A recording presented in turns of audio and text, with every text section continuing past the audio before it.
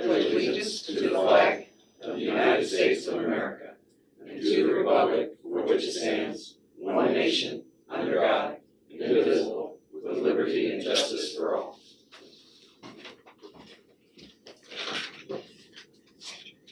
Good morning, Des Moines County Board of Supervisors, June 30th, 2020. Are there any changes to the tentative agenda? I have none. Meet with department heads and elected officials. Terry Johnson, Des Moines County Auditor. Good morning. I'm going to take up some of Brian's time today. Okay. I didn't approve that. I want to announce that the Mediapolis School District is going to have a special election on September the 8th. Polls will be open from 7 a.m. to 8 p.m. They're going to have two public measures on their ballot. One's going to be their physical plant and equipment levy, their PEPAL, and the other one's going to be a revenue purpose statement. A what? So, revenue purpose statement. We'll only have one precinct location open. That's all I plan on doing.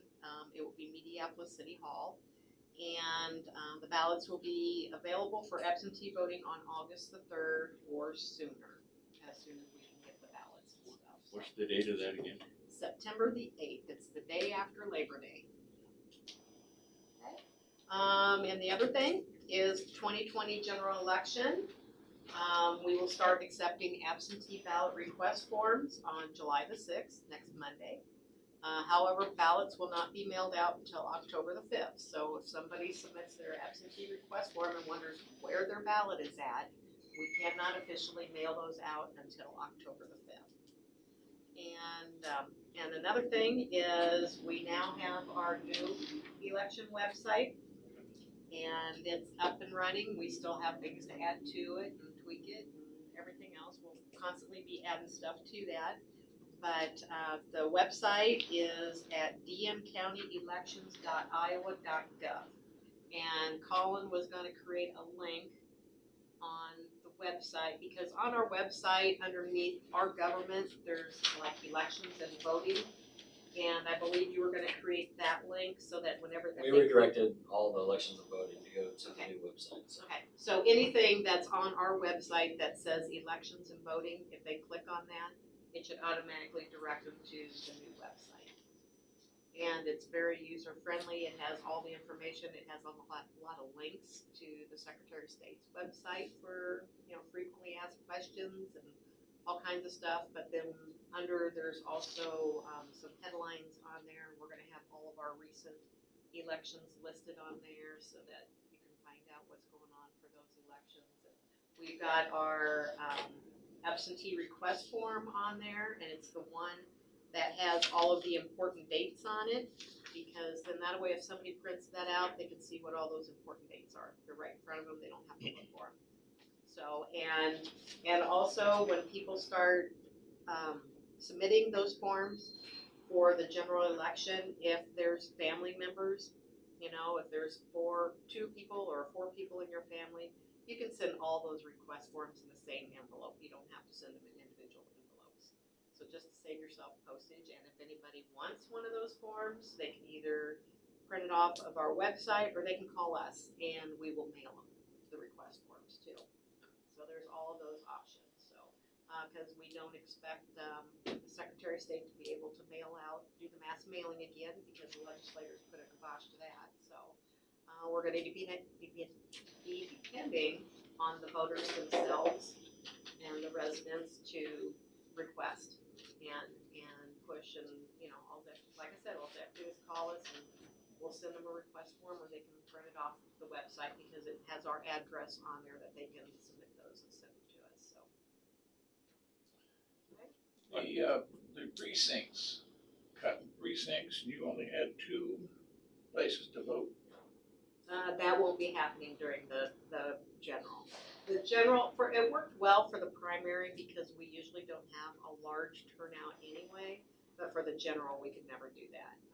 We might be able to combine a couple of precincts, but there is just too many that go to the polls to vote. I'm hoping with the pushing the absentees that we might have more people vote absentee. I think we're more prepared for that. We can handle that. I'm just hoping that more people will decide to vote absentee, you know, especially with everything that's going on. We don't know what's gonna happen in 4 months, because we're still 4 months away from that. And just to keep everybody safe, and if anybody has any qualms, you know, vote absentee. And we will get those ballots, because like I said, by slowly getting these in over the next 3 months, we can add them in and everything. It's once we mail those out, then that's when our quick turnaround is, that we have to have them mailed back out in 24 hours. And if you get 1,000 of those in one day, that's very difficult on the office to be able to get that done.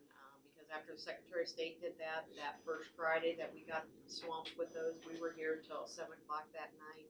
Following Monday, we were expecting to be here till 9 o'clock, because iVoters was gonna shut down and do some maintenance, and they said, you know, at 9 o'clock, shut down, and 8:15, we got this big thing saying across our screens that they were gonna shut down in 15 minutes. We're all going, that's not 9 o'clock.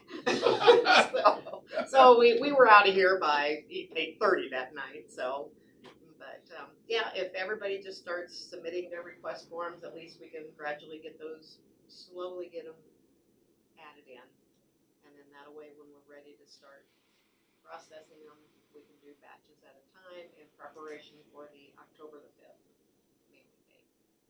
So, and then after that, that's when everything hits into high pitch, because that's the same day that everybody can start coming into the office and absentee voting at the counter in person. And that usually increases. So at that time, we will probably be, we'll see how things go, but most likely we'll probably be having a couple of temporary workers come in just to man the counter, so the rest of us can enter in all the request forms, process the ballots, be mailed out. And one last thing too is the residential cleanup ends this Thursday, July the 2nd. So this is the last week for the rural residential cleanup. Okay? Sure. Thank you. Terry, with everything going on, you're probably gonna need help at the polls. Are Yes, you- yeah, that's just it. Yeah, I sent out letters to all of our current poll workers I do a yearly survey to all my poll workers to find out who's available for elections this year. Well, in January, February, when we sent this out, you know, everything was still going along fine. And so we're gonna send out a second letter to all of our poll workers, finding out, okay, are you still gonna be available in November? And so most likely we are gonna need more poll workers. So anybody that squawks about, you know, they were slow or anything else, now's their time to step up and be a poll worker. But I also expect all my poll workers to be respectful of all voters. Well, if you need any help, let me know. Okay, thank you. Thanks, Terry. Colin Gerst, IT. Just keeping busy like always. We did a pretty large upgrade to our storage array last night for the county storage, so we had some downtime, had a maintenance window for that. Was here pretty late. Other than that, nothing really new to report. And I'm pretty excited about the new elections website though. I think everything rolled out pretty well. And Terry did a pretty phenomenal job getting that company worked with all the information they needed, and everything rolled out pretty smooth on it, I think, so. Congratulations, thanks you both. You showed me that really is user friendly, that's nice. That is nice, yeah, I agree. Doug Irvine, Correctional Center. Good morning. The only thing new to report is tomorrow we're gonna open up for fingerprinting for the public. In the past year, we've been just fingerprinting for the nursing program in hopes to get them out so they could get to work. But now we're opening up for the rest of the fingerprinting starting tomorrow. So we'll see how that works and just play it by ear there, and if the governor puts more restrictions on, we'll change that. But it's been a long time since we've been doing fingerprinting, and people need it for daycare and whatnot. So population's running right around that 70 mark. It's 71 this morning. The prison system is working extremely well. We do test them for COVID before going to prison, and it's worked pretty flawlessly actually. And so we're getting those people shipped out fairly fast. It's taken probably takes an extra week, but pretty good, all considering. That's pretty good call. We're doing pretty good. So what do you do when they test positive? Well, the prisons won't take them and we'll have to quarantine them for at least 14 At days. your place. Yeah. So what happens when, I'm gonna try to get them into GRMC, knock on wood, we have not had that yet. so what happens when the police bring one to you We do not accept them, they'll go out to GRMC. that's taken to a nursing home? I don't think so. Well, I don't think that's a good idea. GRMC has the facilities to manage that.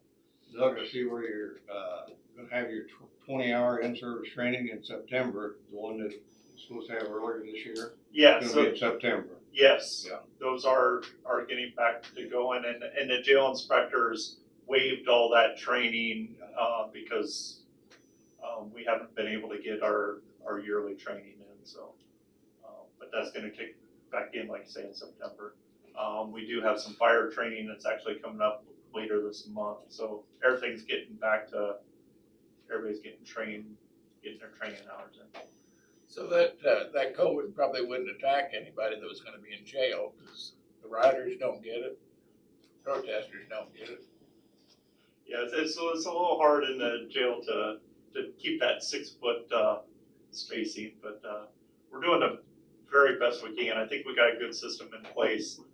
They can all go to one unit, be quarantined in there for 10, 14 days before they're put into our general population. So it's the best we can do. It's not perfect, but there's nothing else we can do unless we want to build another jail to house people right at the beginning and quarantine them there. But Have to be a big one, wouldn't it? it would have to be a good one, yes. Everything's working real well. I think we got some good measures in place to keep that under control.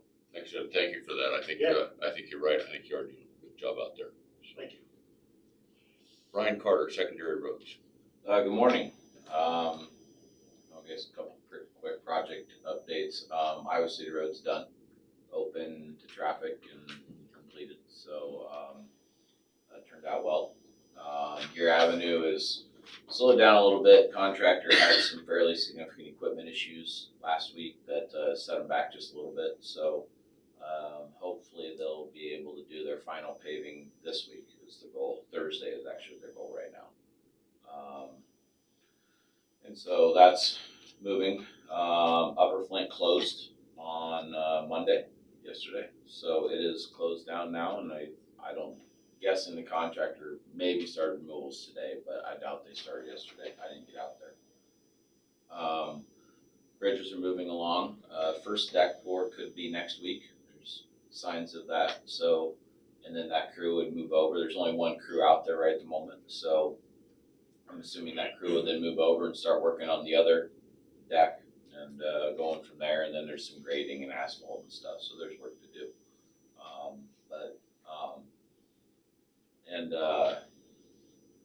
Our guys are still moving, doing mowing and stuff. We are still operating within certain restrictions and such, so it is not quite as efficient still as it could be. Trying to keep guys from jumping from equipment to equipment as much as possible, and slows things down like mowing or rock hauling, because when a guy's gone, you don't just put somebody else in the equipment, and so it's not as efficient, I would say. But they are still going, and I would mention, I know Tom mentioned it last week, I think, or I don't remember when I talked to you, Tom, but when we talked at some point, so I think you guys probably got a DOT memo talking about revenue. I don't blame you if you didn't read it, because I didn't read it all the way through. But basically, if you really want to read it all through, in the end, what it really says is that their very, very, very rough estimate is that over the course from now through the next fiscal year, so kind of over a 12-month period, they hope to see our revenues decrease because of what's going on by about 10% over that whole time period. And that's, I told Tom this, I don't give a lot of, there's no way they can be accurate. I mean, I give them credit, they needed to put something out, but I don't know how you ever estimate something like that, obviously. So we'll just keep an eye on it. 10% of those revenue sources is probably very roughly 300,000 plus to us. We'll see. We got some stronger than expected revenues in the fiscal year that's just ending. So hopefully we'll see some balance there. Probably not 100% of a balance, but we'll keep an eye on it. Probably talk about this quite a bit more as we get closer to the fall before we get, because we're planning on some significant bids to throw out this winter for work next spring. So it's a changing landscape. We'll keep an eye on it. It probably will have an impact. It's just a matter of what it is. So. Thanks, Ryan. Ken Hyman, Community Services. Good morning. Good morning. Yesterday afternoon, Dina Garrison with Hope Haven sent an email, and I forwarded it on to you guys.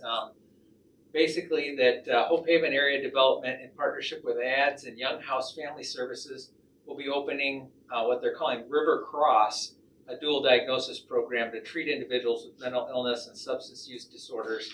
And they're now saying it'll be August when they open. They were hoping to open in July. Now they're saying August. So they gave us a program description and some admission criteria for the new dual diagnosis program. So just some information. I'd be happy to pass it on to you if you'd like to do that too. So that's all I have for right now. Thanks, Ken. Zach James, Land Use. Morning. Morning. It's been a while, so I've had stuff come up just about every Tuesday here for the last month. So I haven't been able to make it.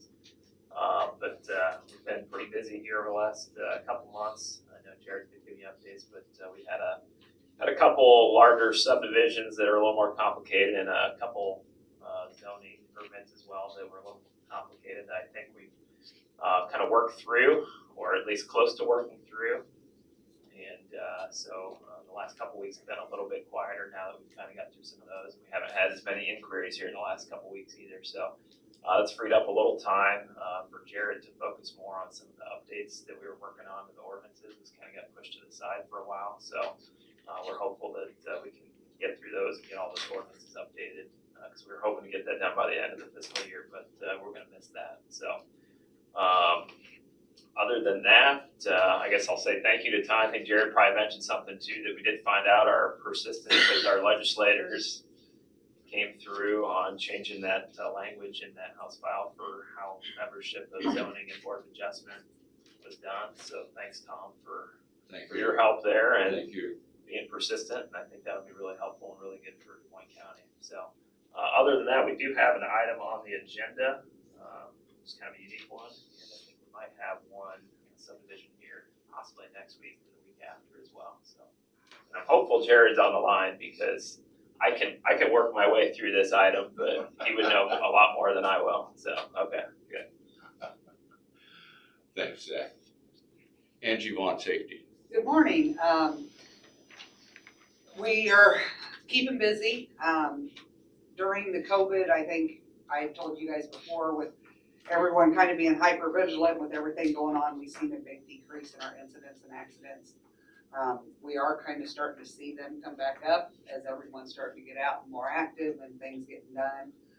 So I just want to remind everyone, you know, it does pay to be a little bit cautious or hyper vigilant, you know, when you're out there doing the jobs. And hopefully we won't see much of a rise if we can get everything back under control. But it is starting to perk up. It's funny that while that was going on, the insurance companies had even put out information that nationwide they were seeing a decrease in all that, because everyone was hyper vigilant, very focused on what they were doing, because they had these concerns and they weren't sure how it was going to affect them. Well, now everyone's kind of getting back to that normal mindset, and we're starting to see increases again. So I want to try to keep those under control, keep everyone thinking about it. So we started our training this month, got back to that. And we'll be doing it every month from here on out. So at least as long as Krista keeps everything down for us on the other end. I can never figure out if we stay out, we don't get in contact, the germ didn't go away. It's still there. So the sooner we get exposed, the sooner we get it over with, don't we? I'll leave that up to Krista. I've got my own personal thoughts on that, but we'll just leave that alone. Well, there is some thought of that. They're looking at the vaccines, that the idea with the vaccine is it build up antibodies, and the idea is that people who have gotten this would build up antibodies, but it's not 100% sure yet whether those antibodies are going to prevent us from getting the disease again. Could we get the virus again? Possibly. I think they're still working on that, and that's one of the questions that they have. They talk about herd immunity, people getting it, and then once they have it, then it won't spread as much. So I think it's still a fluid situation, and I don't think they've got all the research done on that yet as to whether or not those antibodies do protect us. We are doing, on that note though, our public health has started doing serology testing, which is the testing for those antibodies. So we're gonna start with our first responders in the community to see, like the fire department, they're set up to have testing done next week to see if they've had the COVID and if they have antibodies. Can I interrupt you, Krista? Sure. Just so everybody knows, this is Krista Pogamiller, Public Health Director. Sorry. No, that's okay. That's okay. I apologize. Yeah, so we are doing their serology testing to see, who has been exposed and who has developed antibodies for COVID. Again, hoping that those antibodies prevent people from getting the disease the virus a second time. So we're going to start with the fire department and then work with law enforcement and see if we can get all of our first responders and law enforcement for the community done. That was a project that's been rolled out by Iowa Department of Public Health. The testing will go to the state hygienic lab, and there will be no cost in those supplies that are supplied to us through the state. So That's a blood test? it is a blood test. Yep. Last week when the governor had a little press conference out at the hospital anyway, so Bob and Jim were talking too much, so I couldn't get out of here in time. Anyway, so I didn't see your picture. I was a little late getting out there, and I heard this Dr. McCoy, I think it's one. He said that the testing they're doing, they're showing about 10% people have those antibodies. What was he talking about, the serology test, or does that show up in the regular tests? Did you hear It does say not, that? I didn't hear that conversation, but Okay. the PCR testing does not show the antibodies. They're two separate tests. So the ones that goes through the nares tells you if you currently have it. Okay. The blood test is what would show the antibodies, Okay. to show if you've been exposed at any time. And again, with the thought being that if you're exposed to it, your body builds up antibodies, it's those antibodies that it would detect, so. Okay. And I didn't get to hear his whole comments. So. What's that test called? It's a serology test, the antibody test. The body will build up an immunity to it, even though it's not exposed. No, you have to be exposed, but the idea would be that if Oh, that's you've not been a good exposed, they can pick up. So if you currently don't have the tests, so if we did the nasal swab and you're not currently active with COVID, it would be negative. But if we did this blood test and 2 months ago you had COVID, it would show up in the blood. So one could be negative and the other one could be positive. I think the CD said that they think 35% of the people that have it are asymptomatic and don't realize they have it. So that's the reason that with the serology testing, in the hopes that the antibodies can build up a resistance to it, that they're hoping that those people that have had it, that will prevent that continued spread, because the more people that have antibodies, they're more resistant, so. So, is there any number statistic that says when this virus got here, that some of us might have got it before there was all the attention on it?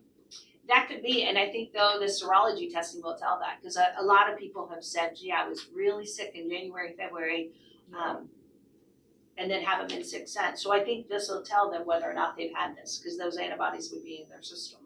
Well, Carol was so sick, she called off Christmas, and that doesn't happen. And for 2 or 3 weeks,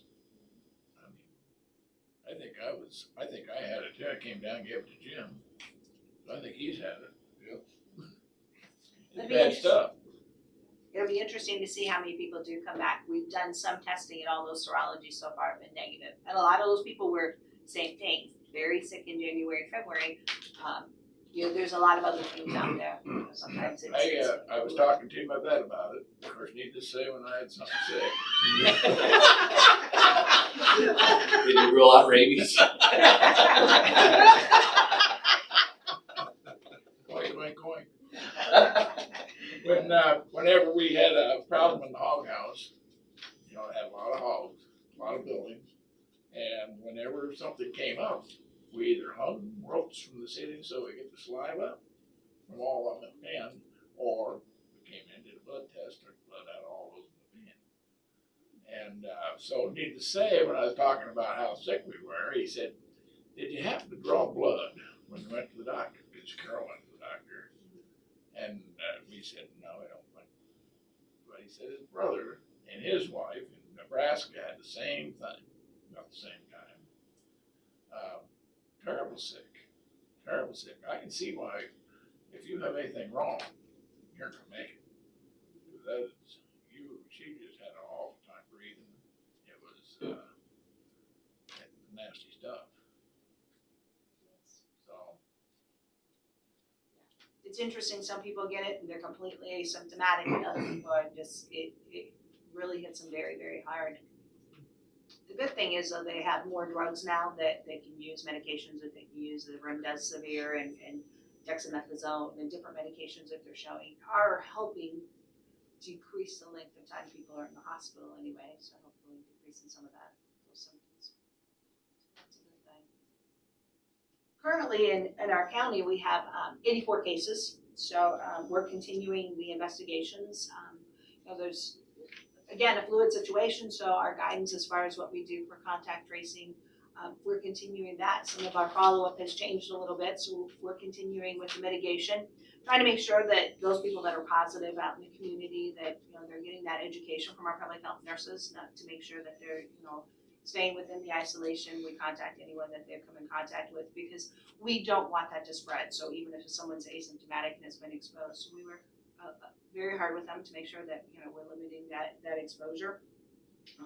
Schools recently received some new guidance for opening, and we're meeting, Gina Hurd and myself are meeting with the superintendents tomorrow, kind of discussing their reopening plans. And then there's a new guidance coming out for colleges. We've been working with the Iowa Department of Public Health. I've had meetings, webinar meetings with them, and they've been putting together guidances for the colleges. So we're hoping that our community college guidance will come out sometime today yet.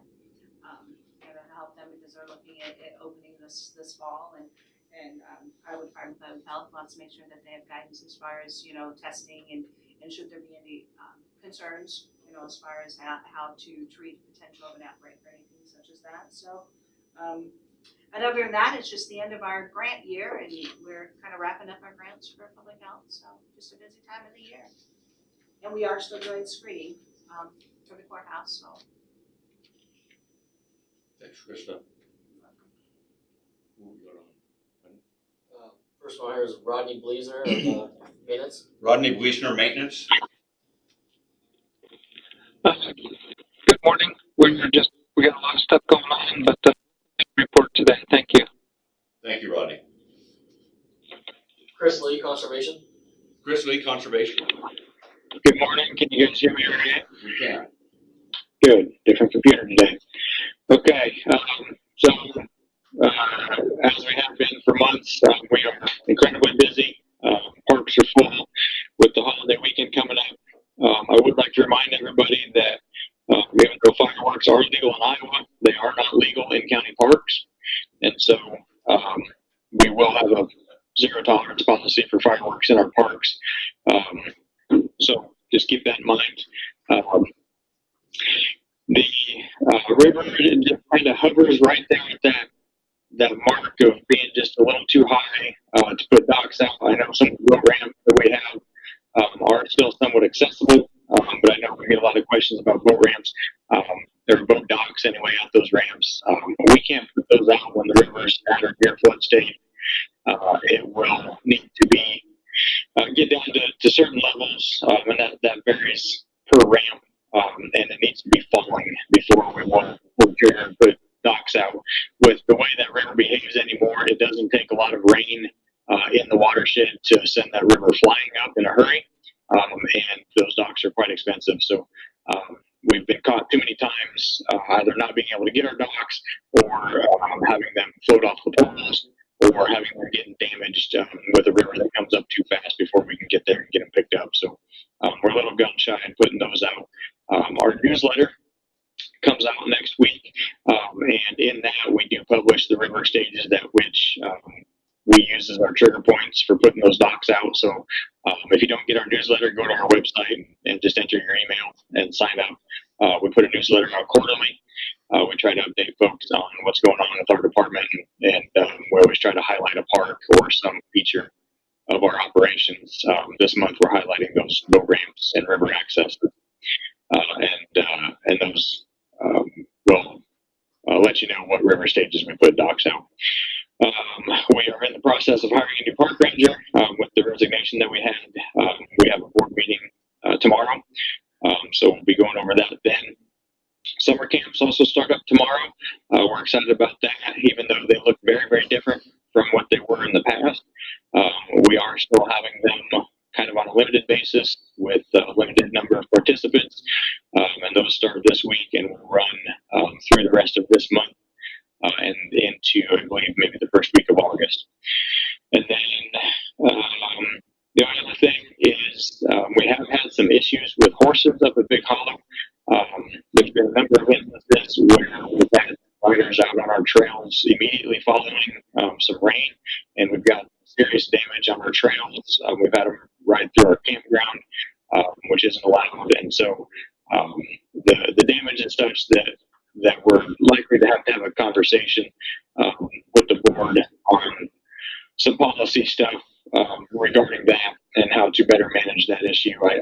I don't think it's the horse riding community in general. I think there's just a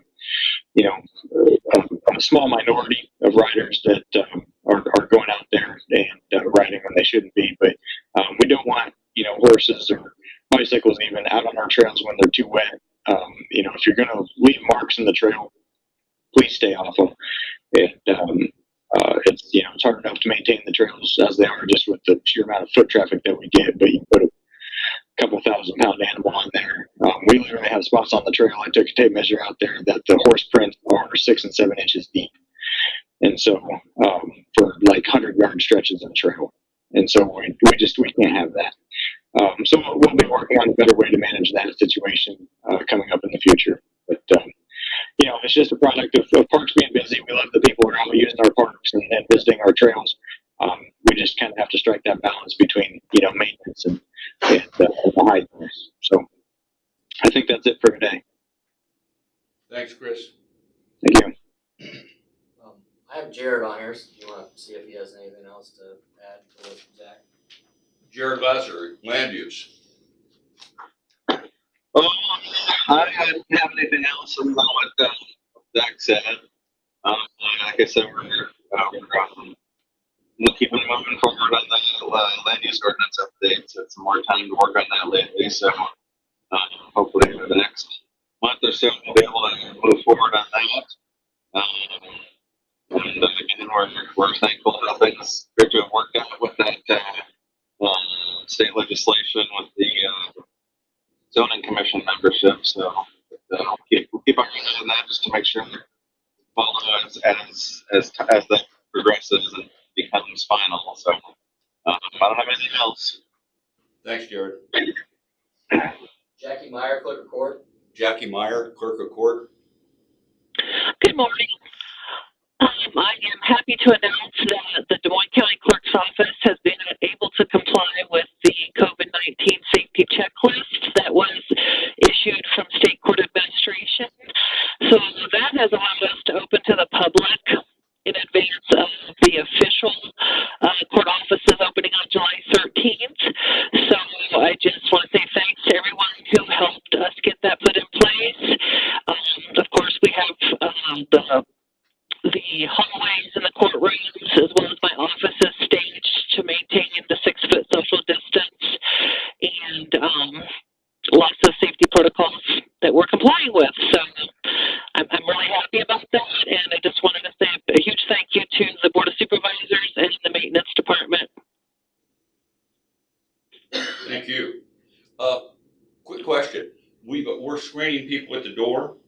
Does that need to continue for the courts? Well, I would say yes. The ultimate decision lies with you folks as far as how long you're willing to place somebody down there. But I think that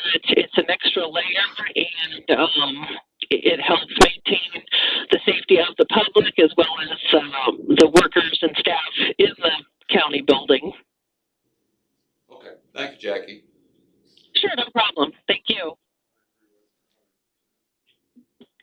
Lisa Schaefer, Des Moines County Attorney. Lisa Schaefer, Des Moines County Attorney. Good morning, everyone. Staying busy, obviously, now with the courts open. We're starting to proceed with some of the pretrial events that will be occurring, namely discovery depositions. I know we've all been busy with defense attorneys trying to get those set up. We'll be trying to do as many of them as we can out of the jail where the defendants are incarcerated and all of the witnesses are solely law enforcement. We may be getting with Terry on some of our bigger cases where we have lay witnesses to request the use of the board of supervisors room, just simply because it's big enough to social distance.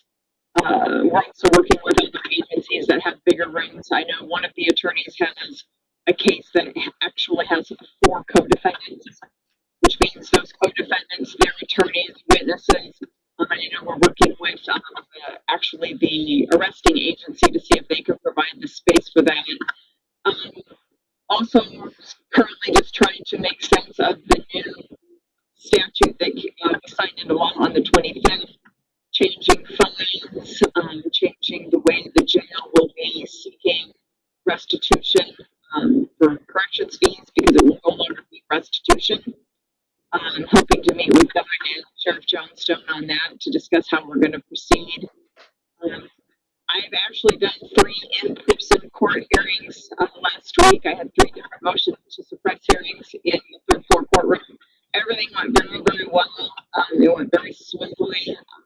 I know we're still doing court service day as much as possible by GoToMeeting or by phone conference, but I anticipate that changing over the next few weeks. Not just getting ready for some sense of normalcy. Lisa, a question I forgot to ask Jackie. The courts are open now for non-jury criminal legal proceedings, right? Correct. And we were able to open that a little early. If things go well, would you be able to open early for other court proceedings? That will be entirely up to the Supreme Court. Okay. Right now, they just agreed to open it up for what it's opened up for, the non-jury proceedings.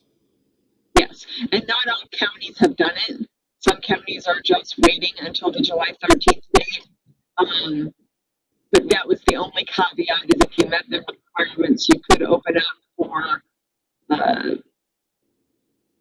criminal non-jury proceedings. I know juveniles are still taking place by phone. Like I said, I know court service day is primarily either GoToMeeting or phone conference. I know we have a probation violation, I think, yesterday that's going to be set for an evidentiary hearing in person. I think they're trying to avoid getting a lot of people in the courthouse for things that are really going to be routine and take only just a few minutes. But I think things where it's going to be a contested hearing with evidence taking, they're ready to get back into the courtroom. Thanks, Lisa. Yep. That's all I have. Didn't miss anybody? Either of you gentlemen have anything? No. COVID-19 update. I think Krista took us pretty much through that before we're down. I think we've got a Zoom meeting this afternoon with the Emergency Operations Center and with you. Des Moines County has 84 cases, but we have 64 recovered, the last I heard. So I think, again, I think Krista, Public Health, and Gina with Emergency Management are doing a fine job. We appreciate that.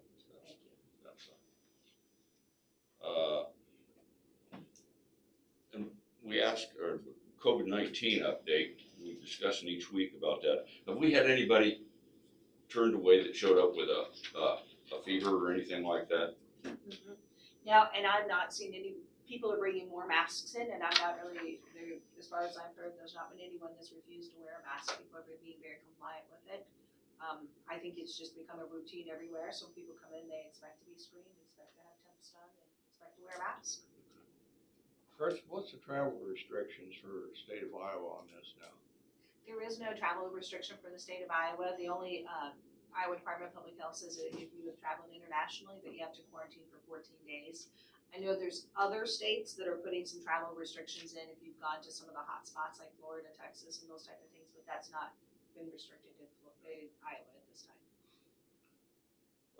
They still, or did they leave that testing station out at West Burlington? Is that still open? It is still open. It's shorter hours. I think I think they said 8 to 2, but they've shortened up the hours, but they are still open at this point.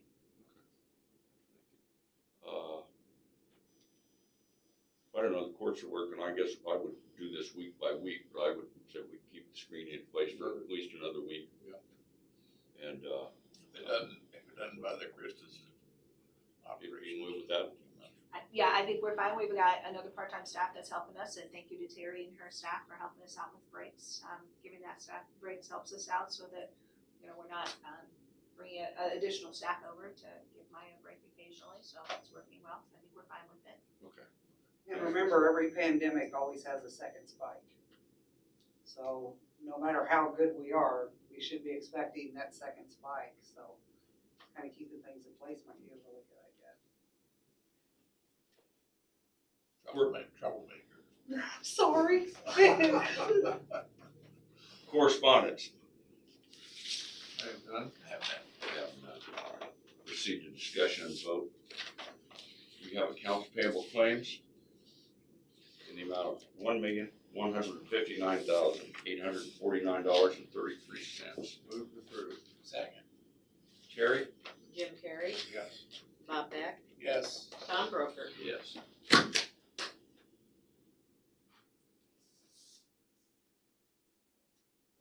We have payroll reimbursement claims in the amount of $452.09. Move to approve. Second. Terry? Bob Beck, Yes. Jim Carrey, Yes. Tom Broker. Yes.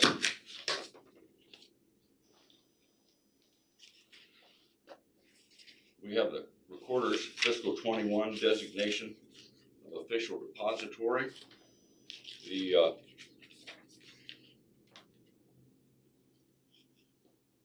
I hereby designate Two Rivers Bank and Trust as the official depository for the funds of the Office of the Des Moines County Recorder of Deeds Registrar of Vital Statistics. This designation is for fiscal year July 1st through June 30th, 2021. The dollar amount for the maximum deposit is $150,000. Move to approve. Second. Terry? Bob Beck, Yes. Jim Carrey, Yes. Tom Broker. Yes.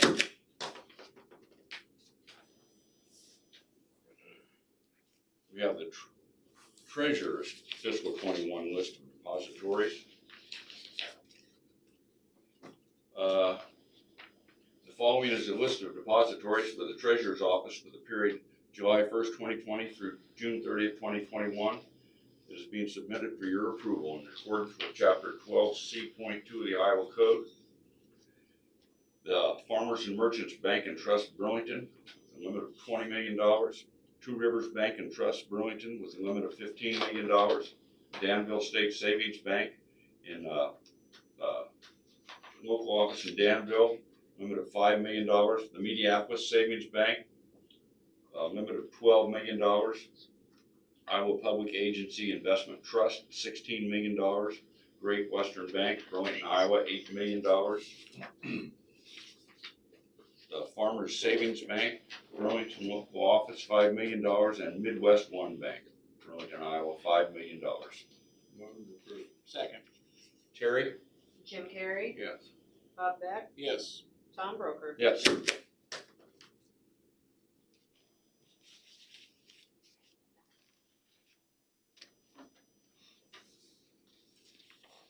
We have a resolution to approve a waiver of review of preliminary plat for the Selby Crossing subdivision. Jared, do you want to address this, or Zach? I'll let Jared address it, then if I need to jump in, I can, but I think he'll cover it much better. That's moving ahead with getting the illegal recorded. We get to go with that, with the information we need for the permit. Jared, I'm having a hard time hearing you. Thanks, Jesse. Bye. It's on the phone. Oh. Jared? Yoo-hoo. Jared, are you there? Yeah, did we start talking about the subdivision? We got volunteered to discuss the resolution on the preliminary subdivision. So we just had a land use call, actually, nothing major, but, No problem. so, yeah, this is for the Celtic crossing, so basically it's a situation where the developer, is working with the city of West Burlington to annex the vast majority of the property that they own off of Washington Road. And, as I understand it right now, that's in the process of being reviewed, at the Secretary of State's office, so that you remember we had that resolution we brought forward for you a couple months ago, just noting that you were in approval of that annexation for West Burlington, and so that was part of that process to get all that paperwork ready for having the state review that annexation. So that I believe it's just the standard process they go through, and based on the timing when that was submitted, I believe should be finalized at some point in July. So that will take care of all but two of the lots in the subdivision on the preliminary plat that was submitted for Celtic Crossing. And we had determined, based on the fact that only two lots would remain, and some characteristics of those lots, which I'll go into in a second here, but basically the conclusion being that given that there's only two lots that will remain in the county, we feel it would be appropriate to consider those to be a minor subdivision, and we would recommend waiving the review of the preliminary, since the two lots for the minor would not necessitate having a preliminary, and the remainder of the lots would all be annexed by West Burlington. So basically, the characteristics I'm referring to are the two lots that would remain are both along the paved county road. Both have access from the road, and one has an existing house on it already, and then of course the utilities will be served along that road as well. So it's essentially just having that one lot with the house on it, and then one additional lot that could potentially be developed in the future to the north. So I think that's under the circumstances, it seems like a more efficient way of proceeding through this today. It's not ideal when only a portion of it is going to be annexed, and that's what was submitted in the preliminary. But I think under the circumstances, since there would only be those two lots left in the county, it makes more sense to just handle that when we get a final plat for those two. So, I don't know if Zach had anything else to add on that. Clear that, so they've submitted a preliminary plat to West Burlington for review and approval, so we would just waive that, and then they will submit a separate subdivision for those additional two lots then. In case that wasn't clear, so they are in the process of reviewing that now. I believe it was approved by recommended for approval by their planning and zoning commission last week, and then tomorrow it would be on their city council agenda. So they are going through their preliminary plat process, given that because of the nature of a multi-lot development, it does fit with the requirements for a preliminary. So it is just to be clear that is going through that review process, but with the city, with the knowledge that is going through the annexation process, and will all be served by city road and utilities. It was voluntary annexation, and the county's already agreed to that. So,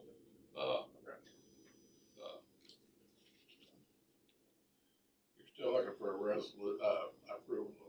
we need a motion to approve the resolution. And I make that motion. I'll second that. Terry? Bob Beck, Yes. Jim Carrey, Yes. Tom Broker. Yes.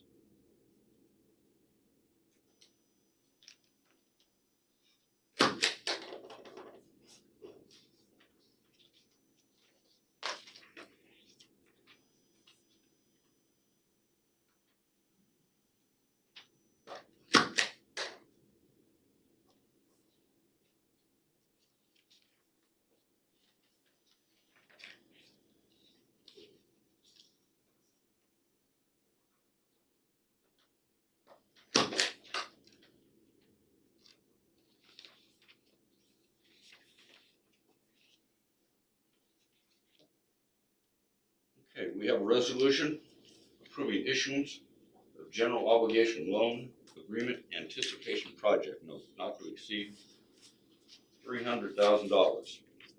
Move to approve. Second. This is the, project note for capital spending for line of credit. Terry? Bob Beck, Yes. Jim Carrey, Yes. Tom Broker. Yes.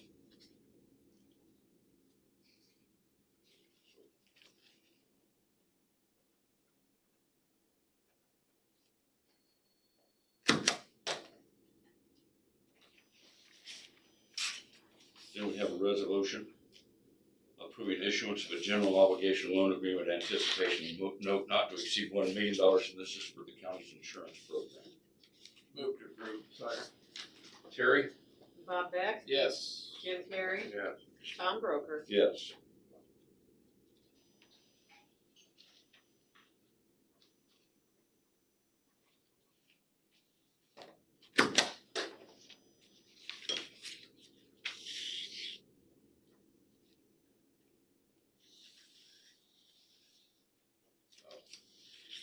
Good idea.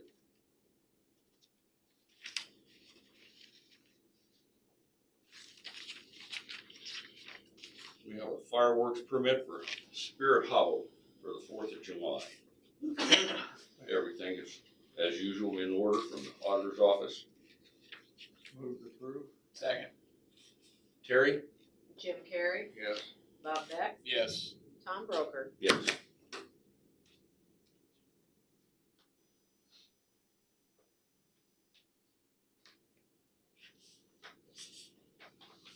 We have a fireworks permit for 34 raceways.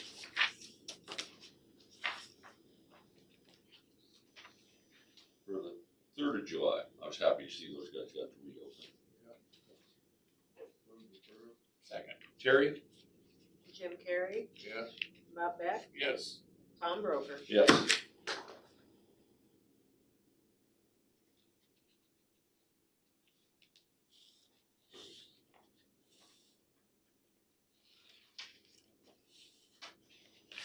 We have personnel actions, 2 personnel actions for the secondary roads. We have Rebecca Purchase, promotion to administrative assistants. Her previous rate was $42,072, the new rate is $51,000. And we have Adriana Weichert, secretary, office manager, a rate of $40,000. Move to approve both. Second. Terry? Bob Beck, Yes. Jim Carrey, Yes. Tom Broker. Yes.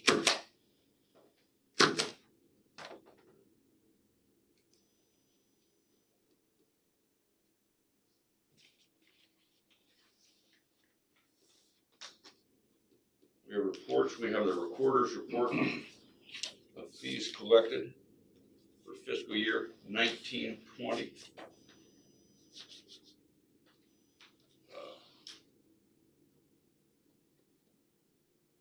Just out of curiosity here, it's a UTV permit were $6,525.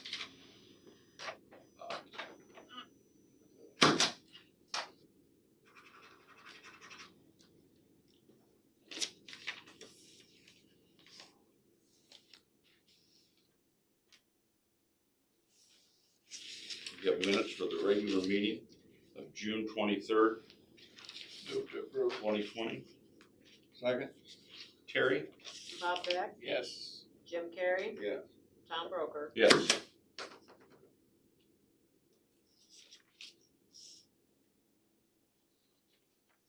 Any other business? I have none.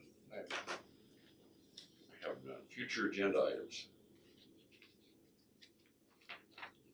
I have none. Committee reports. Have none.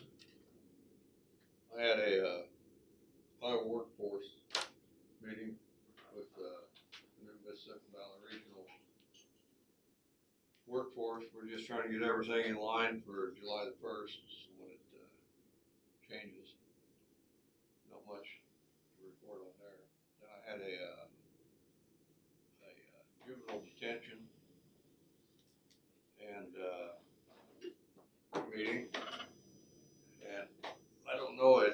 looks like our juvenile days are going down. In 2000, the year 18, we had 1,200 days in the jail, and in 19 we had 1,182, and this year we've only got 889. Now, I don't know if that's due to the pandemic we got going on, or if the kids are just getting better. They're just not getting out, and so that's saving the county a little, saving the county a little bit of money. So We can certainly hope. Oh, That's a we'll be function of their positive on behavior. that one and say that's exactly what's going Function of their on. behavior. Their parents are still going at it.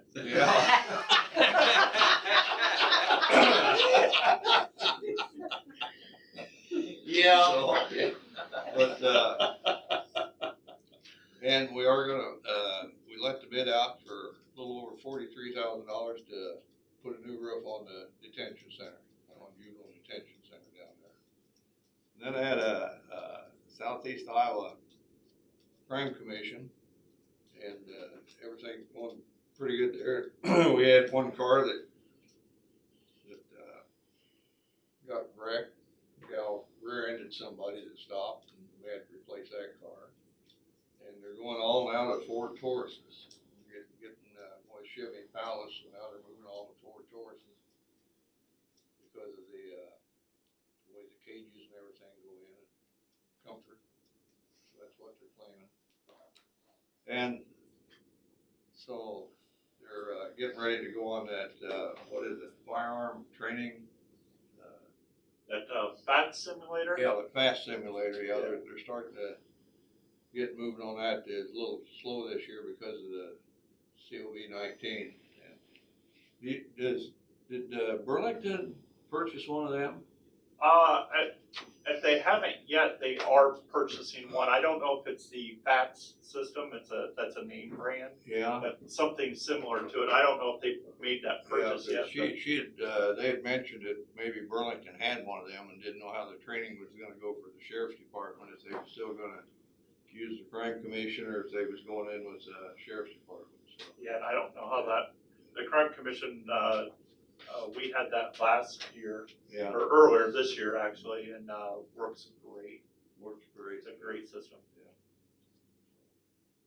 But, they're getting that training for the rest of the sheriff's departments around.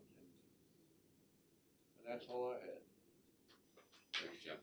I attended COGCO, the City County Health Insurance Board meeting in Santa Barbara. We renewed the contract with the employee life insurance, and we reelected the same slate of officers. So I had public input.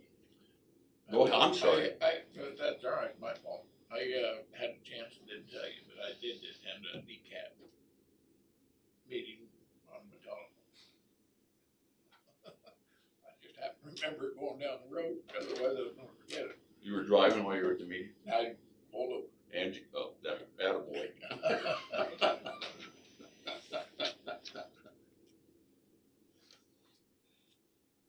How could he be going down the road and have a meeting like he said, and then he said he pulled over?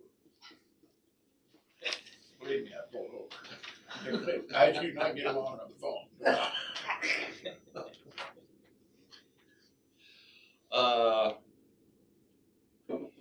Seeing how we have limited space in the courtroom for public input, if anybody from the public would like to ask a question or make a comment, you can email the board of supervisors at board@dmcounty.com. That's BOARD @dmcounty.com, or call 319-753-8203, extension 4. That's 319-753-8203, extension 4. We will give you 2 minutes, so anybody that would like to make a comment has time to send us an email or give us a phone call. Sure. Yeah. It tells you the email address of Dina, she's kind of, I think, in charge of that new service.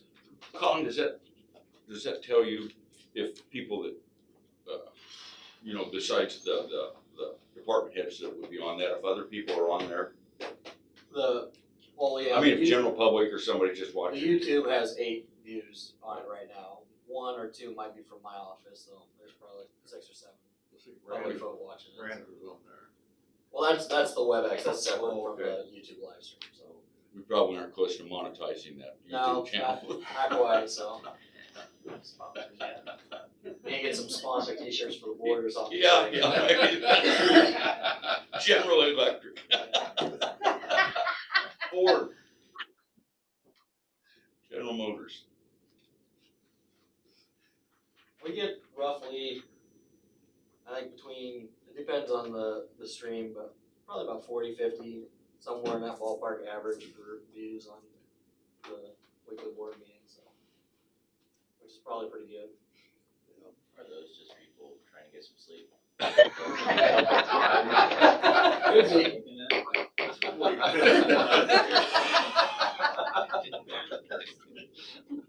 Roughly 9 to 10 o'clock at night. I believe he's out of order, Yeah, right?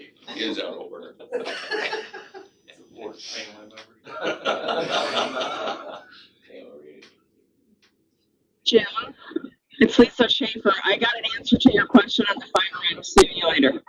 The Burlington Police Department already has it. Burlington, West Burlington PDs, and the Sheriff's Office all have immediate access to it, and other agencies can use it upon request and approval of the police department. Okay, thank you. Not a problem. Okay. See, no comments with an aye, we are adjourned. Aye. Aye. We are adjourned. So we'll leave it. Are we still on?